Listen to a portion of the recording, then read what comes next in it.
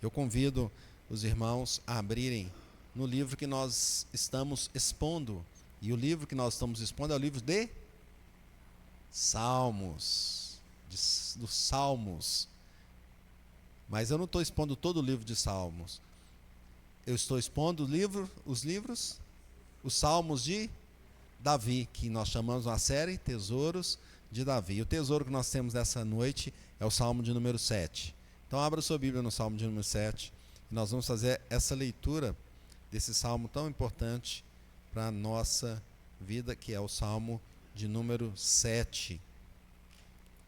Salmo de número 7. Eu sei que você ficou em pé agora há pouco, mas eu convido a você a ficar de novo, mais uma vez.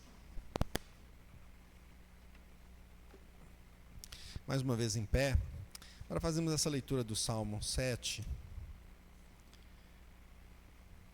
que diz assim, veja o que diz a palavra do Senhor.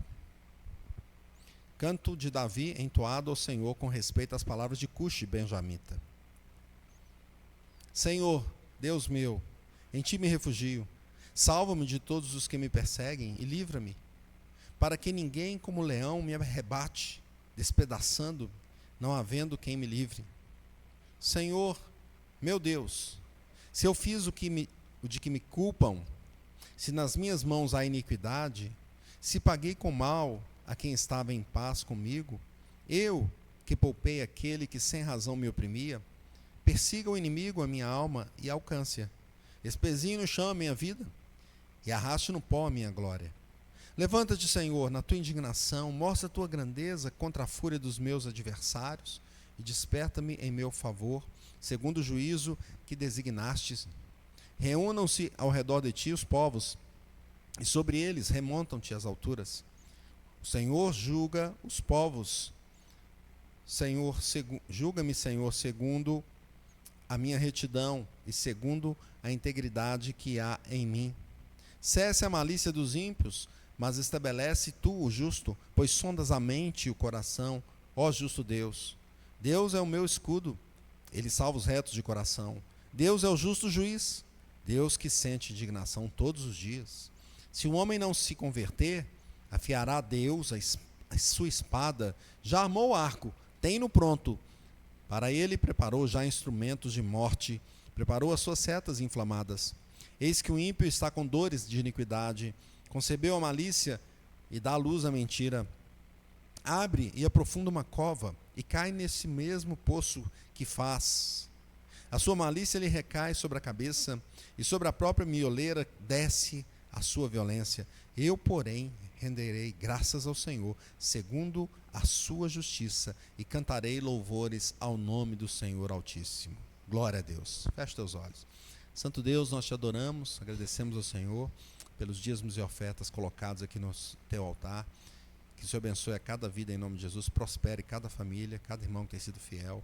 Que o Senhor abençoe, Senhor, também a nossa meditação agora, a instrução do Senhor que vem através da tua palavra, a palavra maravilhosa que transforma os corações, que dê sabedoria ao teu servo para trazer e dê entendimento aos irmãos, e que a palavra seja semeada e que traga bons frutos em nome de Jesus. Amém.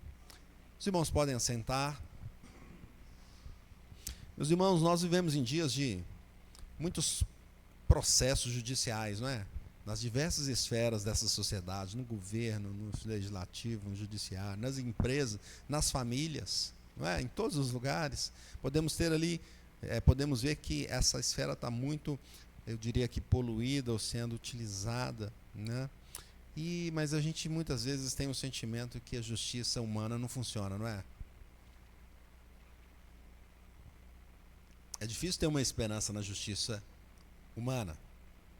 Olha esse texto aqui de Jeremiah Burroughs. Ele fala assim: certo Félix, ele era conde de Wittenberg, um dos capitães do imperador Carlos V, jurou na presença dos convivas, na ceia, que antes de morrer, ele cavalgaria até as esporas com o sangue dos luteranos.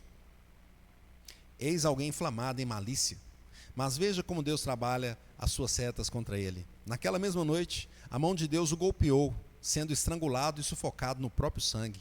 Ele cavalgou antes de morrer, não só até as esporas, mas se banhou até a garganta, e não com o sangue dos luteranos, mas com seu próprio sangue. Olha a história que conta aqui o Jeremiah Burroughs, né? Julgamento, ele fala assim no final, julgamento correto apenas pode ser feito diante do justo juiz. E esse salmo aqui é um salmo interessante, porque ele nos dá uma visão judicial. Tanto que o título que eu coloquei da nossa meditação, da exposição, é A Defesa Diante de Deus. A defesa diante de Deus. E nós podemos perceber, então, que Davi trabalha os salmos de muitas formas diferentes, não é? Nós vimos ali no Salmo 3, ele expressando a circunstância que ele vivia. No Salmo 4 e 5, ele não coloca o momento, mas indica também sua postura contra o ímpio contra ele e contra Deus, né? E o ímpio contra o Senhor e contra o salmista. No Salmo 6, ele clama a Deus para que Deus tenha misericórdia, não é? E agora no Salmo 7, segundo Spurgeon, pelo visto o benjamita Cushi, que está aqui nesse título, acusara Davi ao rei Saul da conspiração traiçoeira contra a autoridade da realeza. Então agora o salmista pede ao Senhor que defenda a sua causa, Então a gente lendo os salmos, a gente vê que ele tem uma estrutura judicial, para os que são dessa área, que gostam dessa área, ele tem uma estrutura judicial, não é? E eu vou ler aqui de uma forma resumida, olha, assim, ó: Senhor meu Deus, em ti me refugio, salva-me dos que me perseguem, livra-me, senão eles me atacarão, como leões me despedaçarão. Ó Senhor, se eu fiz o mal, se cometi alguma injustiça, se traí um amigo ou saqueei meu adversário sem razão, que os meus inimigos me capturem, me pisoteiem no chão e no pó e arrastem a minha honra. Levanta-te, Senhor, em tua ira, ergue-te contra a fúria dos meus inimigos, desperta, meu Deus, e faz justiça, reúna as nações diante de ti, e toma o teu lugar de autoridade sobre elas. O Senhor julga as nações, declara-me justo, ó Senhor, pois eu sou inocente, ó Altíssimo. Faz cessar a maldade dos perversos, e dá segurança ao justo, pois tu sondas a mente e o coração, ó Deus justo. Deus é meu escudo, ele salva os que têm coração íntegro. Deus é justo juiz, todos os dias ele mostra a sua ira contra os perversos. Se eles não arrependerem, Deus afiará a sua espada, armará um arco para disparar, preparará suas armas mortais e acenderá suas flechas como fogo. Sim, o perverso gera o mal, concebe sofrimento e dá luz à mentira, abre uma cova profunda, mas ele próprio cai na sua armadilha.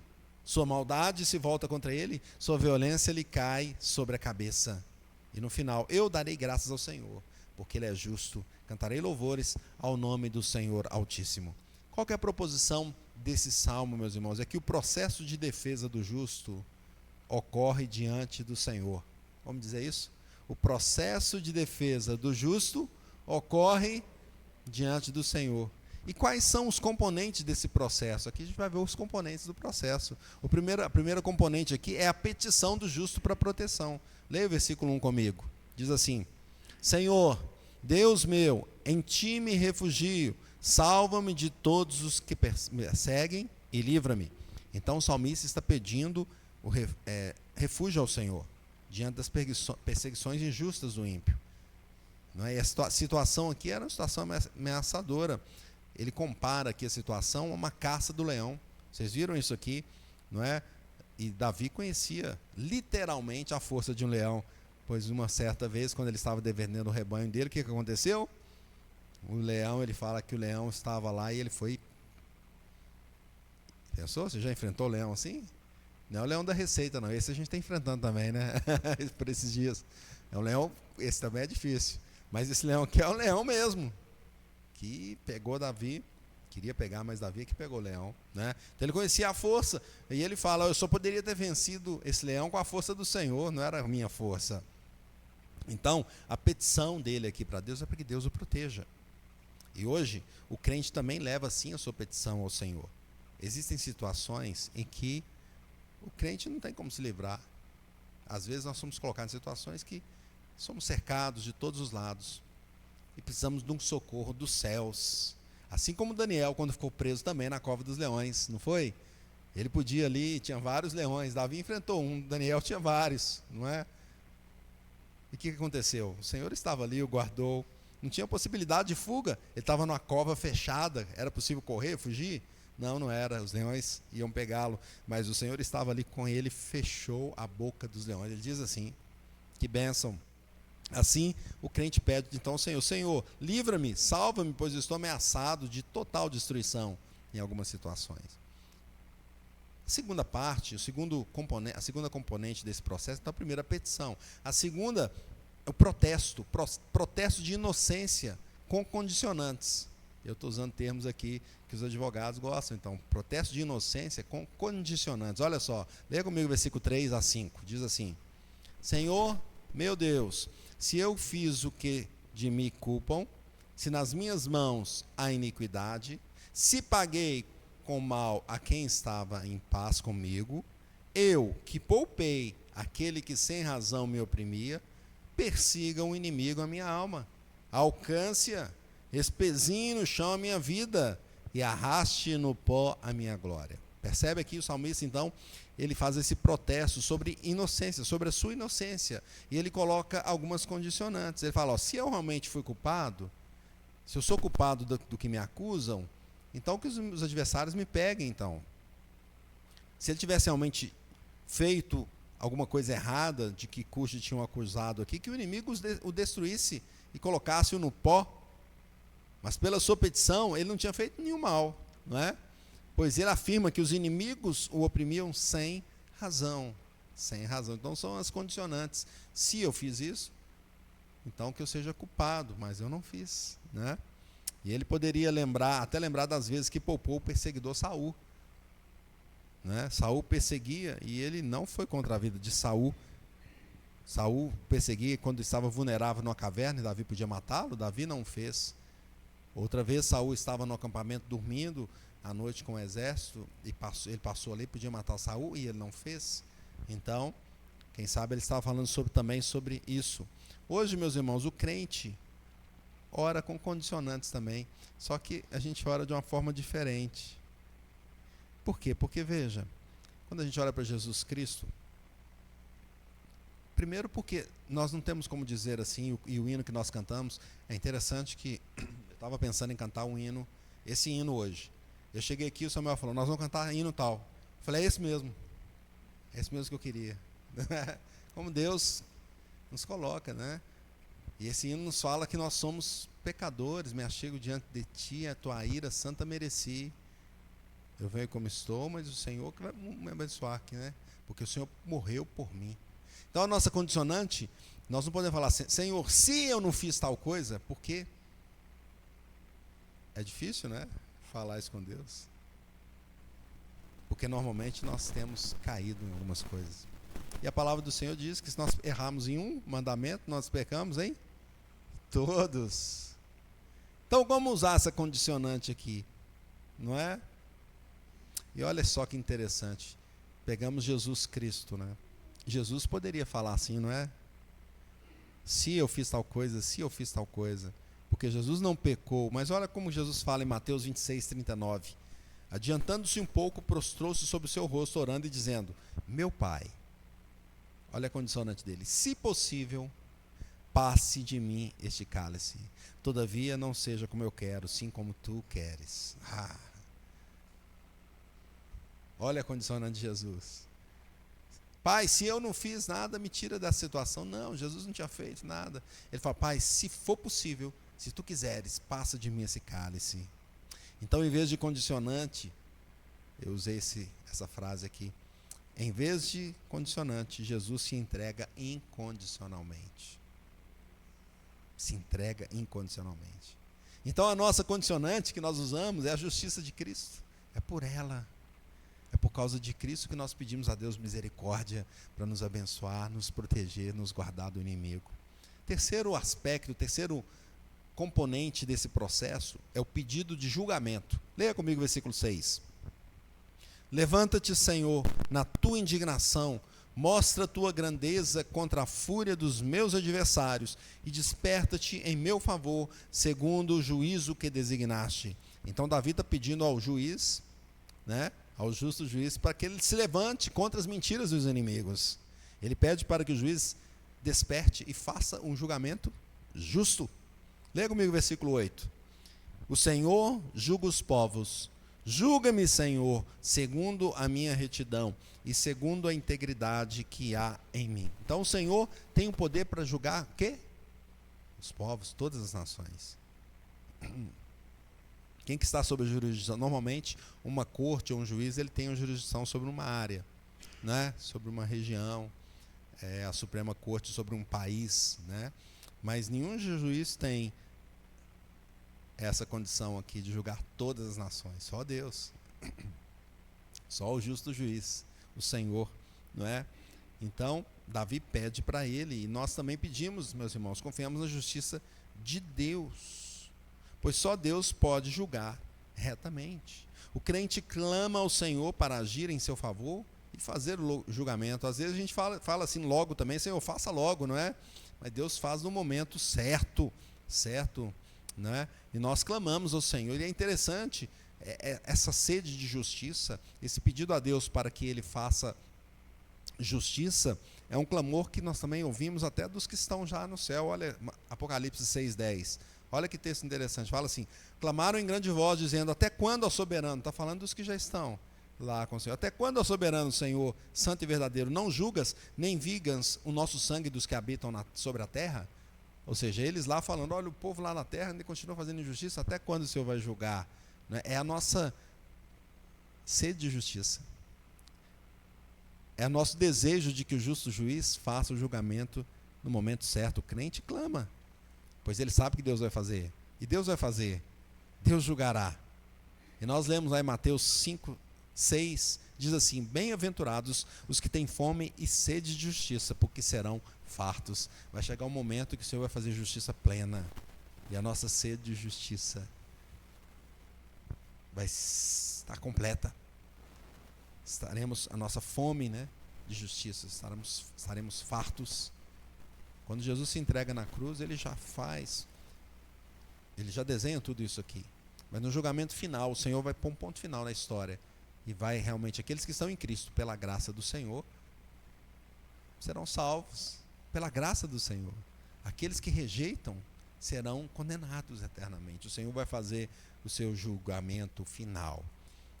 A quarta componente, meus irmãos, é a qualificação do juiz. Olha que interessante, a qualificação do juiz. Leia comigo o versículo 9, diz assim: cesse a malícia dos ímpios, mas estabelece tu o justo, pois sondas a mente e o coração, ó justo Deus. Veja a qualificação de quem está julgando, do juiz. Justo e todo-poderoso. Essa é a qualificação dele, justo e todo-poderoso. Davi pede ao Senhor para cessar a malícia dos ímpios e estabelecer o que é justo, o que é correto. Mas quem é o ímpio e quem é o justo? Essa é a pergunta.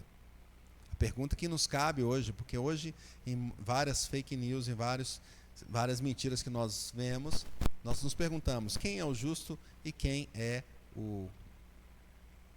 o ímpio? Quem está mentindo? Não é? E aí, nos nossos julgamentos, normalmente tem provas, tem que levar as provas. Mas algumas provas, às vezes, são forjadas. Como saber? O Senhor sonda, ele fala que o Senhor sonda a mente e o coração. O Senhor sonda a mente e o coração. Não adianta dizer a Deus: não foi engano. Não adianta chegarmos num julgamento diante do Senhor e falar: não, isso aí foi engano. Essas imagens aí foram fraudadas, foi uma inteligência artificial que fez essas imagens. Não vai adiantar. Não tem como falar: foi uma montagem, essa voz aí não é minha não, alguém gravou, alguém que imitou minha voz. Não vai adiantar, pois o Senhor viu os fatos, o Senhor conhece, o Senhor ouviu todas as coisas, Ele conhece mais que isso, Ele conhece a intenção do coração, do mais profundo do coração. E até aquele que não praticou o ato, mas o desejou e o consumou no coração, Deus o sabe. É o justo juiz, todo-poderoso. Leia comigo o versículo 10 e 11. Deus é o meu escudo, Ele salva os retos de coração. Deus é justo juiz, Deus que sente indignação todos os dias. Ele é o justo juiz e ele sente indignação. A qualificação desse juiz é altíssimo nível, o mais alto possível, é do Senhor, todo-poderoso e justo juiz. Então o crente confia nessa justiça. É na justiça do Senhor que nós confiamos. No mundo em que nós vivemos, um mundo de mentira, fake news, narrativas, como saber quem é quem? Nós não sabemos, o Senhor conhece todas as provas, sejam elas físicas, materiais, verbais, emocionais, mentais, todas elas já estão diante do justo juiz e ele conhece todas elas. Próxima componente, a quinta componente desse processo, é uma componente que eu chamei de oportunidade de arrependimento. Leia comigo o versículo 12 e versículo 13. Diz assim: se o homem não se converter, afiará Deus a sua espada. Já armou o arco, tem-no pronto. Para ele preparou já instrumentos de morte, preparou suas setas inflamadas. Então o Salmo coloca esse processo aqui, nessa oportunidade de arrependimento.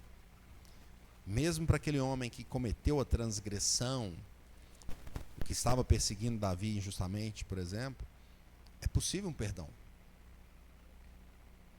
O homem culpado pode ficar livre do severo julgamento de Deus. Todos os homens vão enfrentar este justo juiz que sabe todas as coisas e conhece todas as coisas, mas existe uma oportunidade de arrependimento antes de enfrentar, antes de chegar nesse julgamento final aí. Existe essa oportunidade. Para isso é necessário que o homem se arrependa. Se não houver arrependimento, o julgamento certamente virá.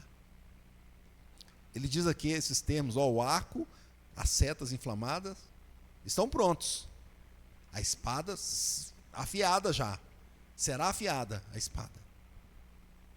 Está tudo pronto. Esse é o momento de arrependimento. Esse aqui eram instrumentos de guerra utilizados na época de Davi, que ferem uma pessoa de morte, né? Seta inflamada, a espada. Hoje também, meus irmãos, a porta da graça ainda está aberta. Há possibilidade de salvação. Há possibilidade de se evitar a morte eterna, mas para isso é necessário se arrepender. Ter arrependimento profundo dos pecados. O salmista declara esse momento de misericórdia no momento do processo ali. Tem essa componente de graça, de misericórdia. Arrependei-vos e crede no Evangelho, disse o Senhor Jesus. A palavra também nos diz: se confessarmos os pecados, Ele é fiel e justo para nos perdoar. Louvado seja Deus que tem essa componente. Qual outra componente, a sexta componente desse processo, meus irmãos? A sexta componente do processo é a contínua transgressão pela lei do ímpio. Olha só. Apesar da janela de arrependimento e graça, o que o ímpio faz? Continua na transgressão da lei. Leia comigo o versículo 14. Eis que o ímpio está com dores de iniquidade, concebeu a malícia e dá à luz a mentira. Percebe aqui? Existe a oportunidade da graça.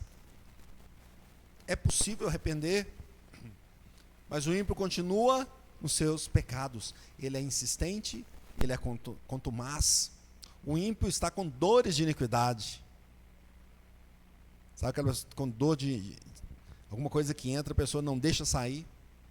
Dores de iniquidade. O seu desejo é tão grande que ele até sente essas dores para fazer o mal. O desejo dele é fazer o mal. Como a dor de parto para o nascimento do filho. Só que aqui não sai o filho, o que sai aqui é o mal. O desejo que ele tem, está com dor porque eu quero que esse mal saia logo, que aconteça. A malícia vem de dentro do coração. O ímpio concebe o trabalho da mentira, então o mal desejado é concebido e trabalhará conforme o que ele quer. Assim ele quer, ele está com esse desejo e ele não vai tirar isso do coração enquanto não realizar. O texto diz: o ímpio cavou um poço e fez fundo, meteu a mão na lama do buraco para fazer cair nele o justo. É assim que está o ímpio na sua transgressão. Ele não quis a porta da graça. Não quis a porta da graça. Mas ele se apaixonou pelo mal. Né? E hoje também não é assim? Muitos não continuam agindo da mesma maneira? Não aceitam a mensagem da cruz. Não aceitam. Não aceitam a palavra de graça de Cristo. Estava conversando com um irmão nosso, o irmão Rodrigo, e ele tem um caminhão, ele é caminhoneiro, E ele falou que tinha um rádio, acho que é, não sei, é PX, me parece que chama o rádio, né? PX. E os caminhoneiros entram nesse aí, ficam conversando com o outro. Aí um dia ele entrou lá no rádio e começou a falar de Jesus, né? Falou de Jesus e da graça de Cristo. E do outro lado, o outro motorista entrou bravo e começou a brigar com ele. Falou assim: não fala aqui disso não, dessa mensagem não sei o que. Falou bravo e brigou com ele, né? Falou várias palavras lá de acusação e tal. Aí depois ele falou: olha, eu sou filho de Deus, eu estou falando da graça de Cristo. Agora, do jeito que você está agindo aí, parece que você é filho do diabo. Né? Agora, se você quiser ficar sendo filho, você pode ser, não tem problema não. Aí depois ele falou que entrou um outro lá e falou: para mim você pode falar de Jesus a hora que você quiser, e quem não quiser, que saia da frequência. Né? Então a gente percebe, caros irmãos, que o ímpio caminha cada vez de uma forma mais dura. Quanto mais, aquele que é ímpio mesmo, quanto mais fala de Cristo, mais o coração endurece, e ele não aceita, ele continua na sua transgressão. O Salmo está mostrando isso, prefere continuar fazendo o que é errado diante de Deus. Ele tem a chance de se arrepender, mas ele prefere abraçar o pecado.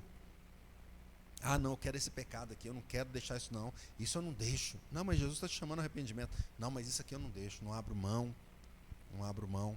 Então o mal vai lhe alcançar. O mal vai lhe alcançar. Ele cairá no próprio buraco que cavou, como diz o texto. A pedra que lançou voltará à sua própria mioleira, diz aqui o texto.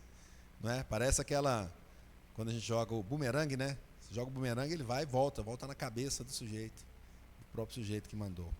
Sétima componente, meus irmãos, que nós vemos nesse processo, sétima e última componente, é a gratidão pela salvação do justo. E nós lemos esse versículo juntos, versículo 17. Vamos ler mais uma vez? Diz assim: eu, porém, renderei graças ao Senhor, segundo a sua justiça, e cantarei louvores ao nome do Senhor Altíssimo. Então, o Salmo mostra, então, a postura do salmista quando todo esse processo chegar ao fim. No final, ele diz assim: renderei graças, adorarei a Deus, cantarei louvores. Ele faz isso, pois a justiça do Senhor será finalmente realizada. Ele crê na justiça plena do Senhor. O ímpio será julgado, condenado, punido por seus atos. Além disso, a oportunidade de arrependimento concedida nos versículos anteriores também é concedida ao justo, não é? A diferença é que o ímpio rejeita, o justo recebe, aceita, se aproxima do Senhor e quer receber a graça, a bênção, a cura espiritual, o arrependimento pelos pecados. Hoje o crente já rende graças ao Senhor, já louva pela salvação. Nós cantamos aqui, adoramos a Deus. E no domingo é um dia maravilhoso, onde nós cantamos, louvamos ao Senhor, adoramos ao Senhor da nossa alma, com essa esperança do julgamento final e da salvação final. E a oportunidade para arrependimento foi concretizada com o plano da redenção de Jesus Cristo. Por que podemos ter acesso a isso? Por causa da entrega incondicional de Cristo na cruz. E essa entrega, então, foi aberta para aquele que receber. Aquele que recebe o Senhor Jesus, que se entrega ao Senhor Jesus e que se aproxima dele, pode ter certeza que será salvo, que já é salvo. Glória a Deus. Foi recebida não por a nossa ação, nem foi a nossa ação, o Espírito Santo nos abençoou, nos tocou, nos restaurou, renovou a nossa vida, de forma que nós aceitamos o Senhor. Porque as coisas espirituais se discernem espiritualmente. O homem natural não consegue entender as coisas de Deus. Mas quando o Espírito Santo vem ao nosso coração e nos toca e nos muda, agora nós estamos diante daquele que é o Salvador na nossa alma. Então estaremos livres. O crente está livre desse julgamento, o ímpio não. O ímpio não está livre. E é por isso que o crente louva ao Altíssimo, adora ao Altíssimo. Concluindo então, meus irmãos, a defesa do justo diante de Deus tem a petição de medida protetiva para o próprio guarda de Israel, não é? Tem as condicionantes de inocência na obra de Cristo. Tem o pedido do julgamento ao justo juiz. Tem o processo correndo diante de provas claras, diante do Todo-Poderoso. Tem a oportunidade de arrependimento. Tem a infeliz decisão do ímpio de continuar no seu erro e na sua devida punição. E tem a gratidão e louvor da salvação pelo justo. Então, como viveremos? Aplicações para as nossas vidas. Em primeiro lugar, viveremos confiando na proteção e justiça do Senhor. O Senhor é que nos defende. E o Senhor conhece todas as provas. Aqueles que se levantam contra a igreja, ou contra o povo de Deus, contra o crente, de forma injusta. Deus conhece todas as coisas. Todas as coisas. Todas elas estão patentes diante do Senhor. Nada é escondido. Confiemos nele. Assim como o salmista, nós somos cercados de inimigos da palavra de Deus. Pedro diz assim, 1 de Pedro 5,8: sede sóbrios e vigilantes. O diabo, vosso adversário, anda em derredor como um leão que ruge, procurando alguém para devorar, não é? Procurando alguém para devorar. Mas o leão não conseguiu devorar Davi. Os leões não conseguiram devorar Daniel, porque o Senhor estava com eles. Confiamos no Senhor, meus irmãos, na proteção do Senhor. Spurgeon diz assim: os seus inimigos não podem se assentar no trono de Deus, nem apagar o seu nome do livro da vida. Deixe-os em paz, pois Deus tem o tempo certo para vingar-se. Confiamos no Senhor. Peçamos pela justiça divina, né? E esperemos esse dia final, onde será completada a obra do Senhor. Isaías 54:17 diz assim: toda arma forjada contra ti não prosperará. Toda língua que ousar contra ti em juízo, tu a condenarás. Esta é a herança dos servos do Senhor, e o seu direito que de mim procede, diz o Senhor. Não é maravilhoso você ver esse Deus? Segundo lugar, segunda aplicação, como viveremos? Viveremos em arrependimento, caros irmãos. Aproveitaremos essa oportunidade aqui, a janela do arrependimento, que o ímpio não quer, mas nós queremos. Lewis Stuckley, ele diz assim: como são poucos os que acreditam que Deus briga com os ímpios, não só com os libertinos, mas também com os formais e hipócritas, se acreditássemos, tremeríamos tanto estarem entre eles, quanto estar em uma casa que está desmoronando. Nós nos esforçaríamos para nos salvar dessa geração perversa. Está tudo desmoronando. O ímpio quer continuar lá no seu erro. Nós queremos sair dessa casa perversa. Queremos o arrependimento do Senhor. Queremos que a justiça seja feita, que haja um julgamento correto pelos pecados realizados, mas que haja a salvação do Senhor. Para aqueles que se arrependem, nós nos dobramos, nos ajoelhamos diante do Senhor, pedindo perdão pelos nossos erros, nossas falhas, pois nós temos um coração falho. Olha esse texto de Francis Collers, fala assim: eu que unicamente sou único, infinito, posso provar a profundidade que há em teu coração. O mergulho dos marinheiros alcança senão a terra. Eu encontro o que o teu coração jamais encontra. Deus pode entrar no nosso coração, mudar o nosso coração, entender, e Ele entende a gente. Ele nos sonda profundamente. E é por isso que quando nós entendemos isso, nós ficamos até constrangidos. Não ficamos? Diante de Deus. Porque é como a gente chega de Deus assim, diante de Deus assim, nu. Você já sonhou que estava nu? Nunca. Eu de vez em quando sonho assim, que eu estou indo para trabalhar ou para a escola, muito para a escola. Eu sonhava quando ia para a escola pelado, ficava todo com vergonha. O que está acontecendo? Cadê minha roupa? Não conseguia. Que sonho mais terrível, não é? Mas é assim que a gente chega diante de Deus, porque Ele conhece tudo. Só que não é nosso corpo, é a nossa alma. Tudo que a gente fez, tudo que a gente pensa. E mesmo assim, Ele teve misericórdia de nós. Nos amou a ponto de se entregar por nós. Devemos nos arrepender dos nossos pecados. William Secker diz assim: quando a espada está a afiar e para cortar, quando o arco está armado, é para matar. Ai do homem que é alvo. Vamos nos arrepender diante dele. E 1 João 1,9 diz: se confessarmos os nossos pecados, Ele é fiel e justo para nos perdoar os pecados e nos purificar de toda injustiça. Glória a Deus. Terceiro lugar, como viveremos? Para finalizarmos, caros irmãos, viveremos rendendo graças ao Senhor, adorando o Senhor.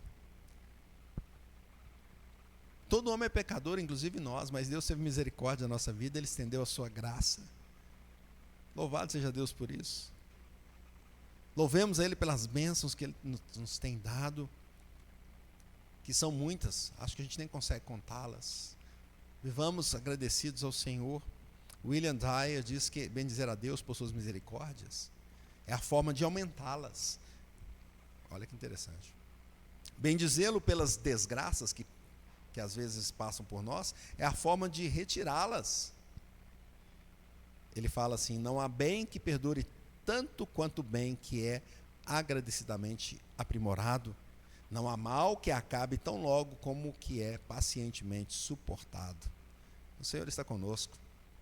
As dificuldades, nós louvamos a Ele porque Ele vai nos tirar dela uma vida melhor. Na bonança, nós agradecemos pelas bênçãos que temos recebido do nosso Deus. Portanto, adoremos ao perfeito juiz que cuidou da nossa defesa, enviando Cristo Jesus para nos salvar de tão grande perdição. Confiemos na sua proteção em arrependimento de pecados, para que não morramos afogados em nosso próprio sangue, como eu contei no texto inicial, mas que sejamos salvos pelo sangue de Cristo Jesus. Que Deus abençoe. Feche teus olhos, vamos orar. Ó Jesus, ó justo juiz, todo-poderoso Deus, nós nos colocamos diante do Senhor, com o nosso coração quebrantado, arrependido dos nossos erros, nossas falhas, pedindo para que o Senhor tenha misericórdia de nós, para que a tua graça nos alcance, para que sejamos transformados pelo Senhor, e para que o Senhor faça justiça nesse mundo tão caído, tão injusto. Sabemos que o Senhor tem um tempo para todas as coisas, mas nós clamamos assim como as almas que estão no céu: até quando o Senhor vai deixar o injusto continuar fazendo injustiça? Clamamos pela tua misericórdia, ansiamos pelo dia final, onde o Senhor vai colocar um ponto final na história e vai trazer a realidade, a verdade, toda a verdade. Nós agradecemos porque o Senhor já nos mostra essa verdade através da tua palavra, e pedimos que o Senhor edifique a nossa alma, para que nós a cada dia tenhamos maior esperança e confiemos no teu resgate, na tua salvação cabal e final. Nos abençoe. Nós oramos assim em nome de Jesus. Amém. Meus irmãos, vamos para a ceia do Senhor. Neste momento, eu queria convidar os irmãos a abrirem em Mateus 26. Mateus 26. Nós vamos ler esse texto, nossa ceia, enquanto eu me desloco aqui para a mesa. Os irmãos vão abrindo nesse texto.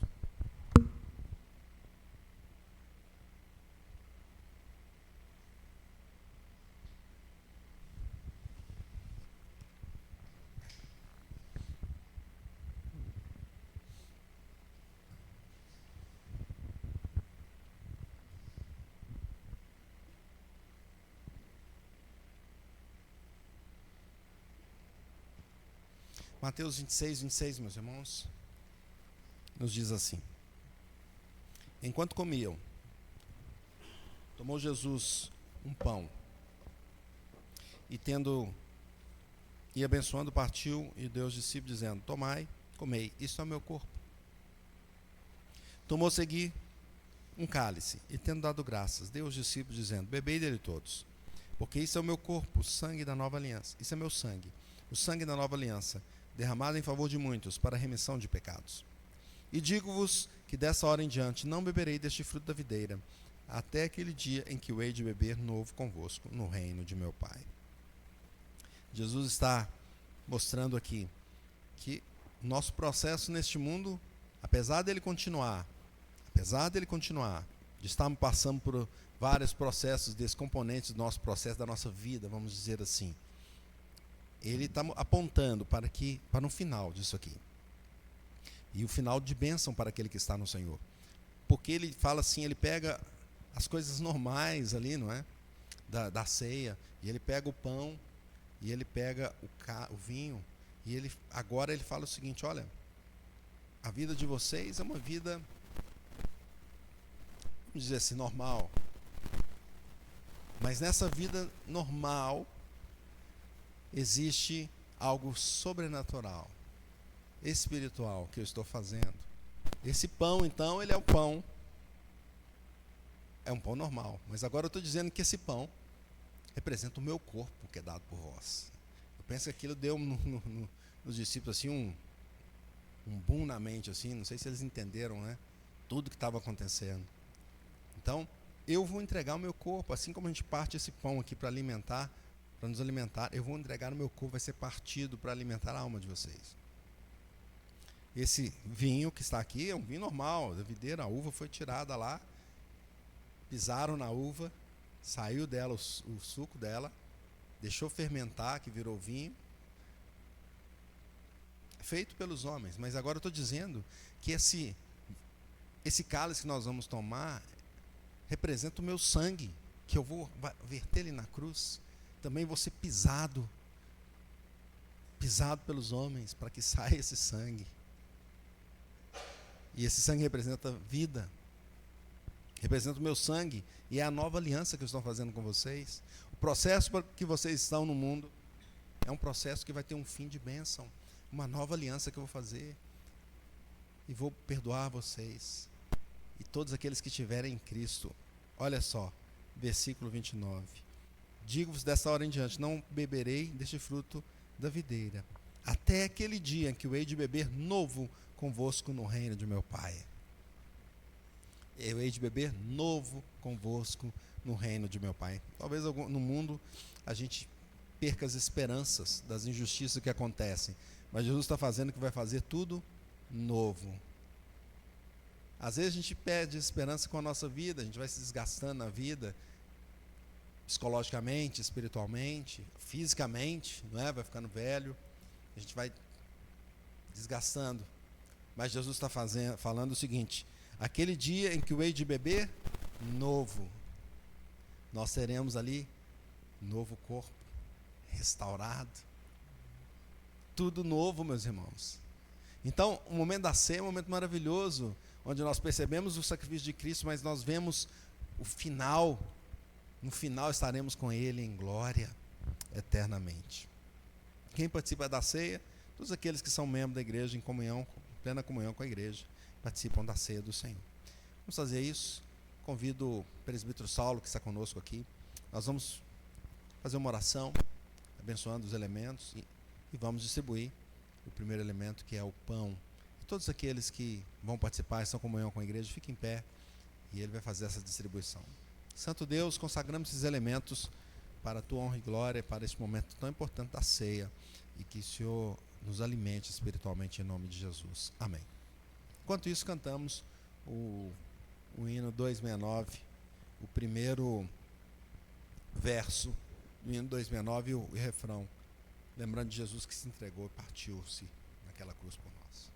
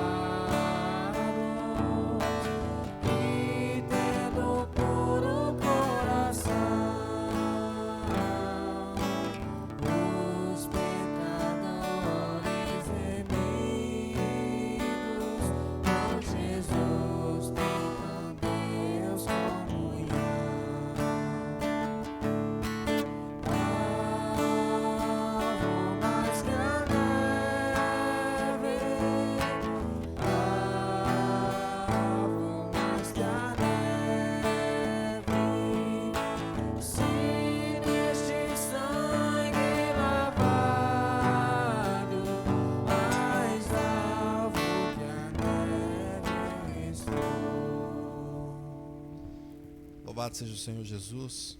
representa o corpo dele entregue por nós ali na cruz, que sofreu tanto para nos dar a vida, e nós, arrependidos dos pecados, estamos diante da presença do Senhor, sendo transformados dia após dia para a honra e glória do Senhor. Esse é o meu corpo que é dado por vós. Fazer isso em memória de mim, diz o Senhor Jesus. Vamos participar então, meus irmãos, do primeiro elemento.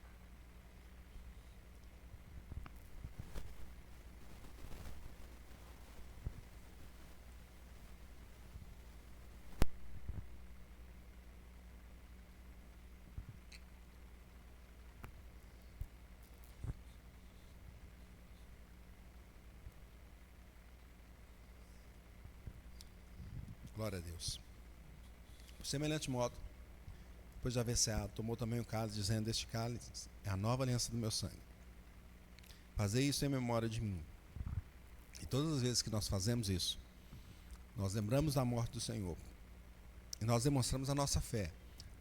Testemunhamos a nossa fé para o mundo, para que o mundo também creia. Para aqueles que ainda estão, os eleitos do Senhor nessa terra, creiam no Senhor Jesus e se arrependam dos seus pecados. Da mesma forma, vamos estar a distribuição, o presbítero Saulo vai fazer a distribuição desse elemento.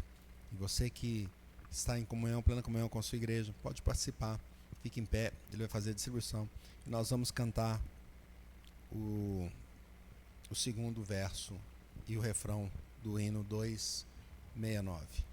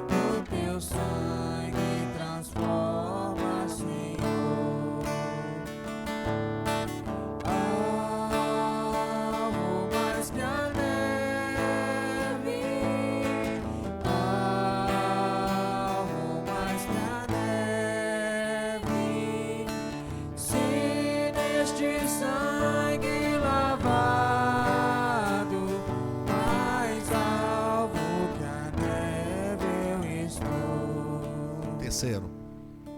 Se as faltas nós confessamos e seguimos na tua luz, tu não somente perdoas, purificas também, ó Jesus. Lavas de todo pecado, que maravilhas de amor, pois que mais alvo que a neve, o teu sangue nos torna, Senhor. Alvo mais que a neve,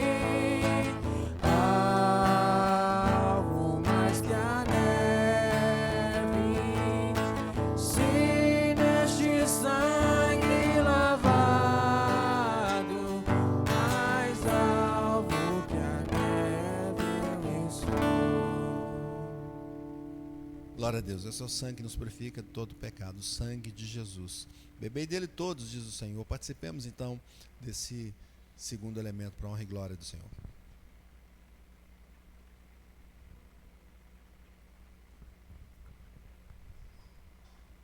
Glória a Deus, que festa espiritual. Presença do Senhor em nossa vida, a palavra dele, o sacramento, que maravilha. Louvamos ao Senhor por isso.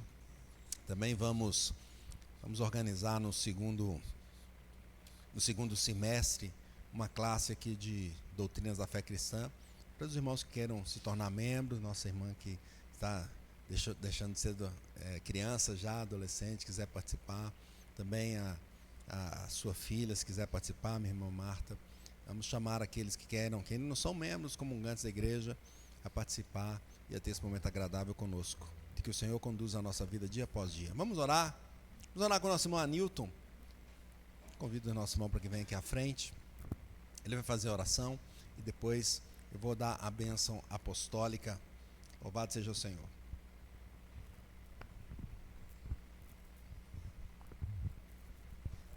Boa noite, irmãos, a todos. Vamos orar ao nosso Deus.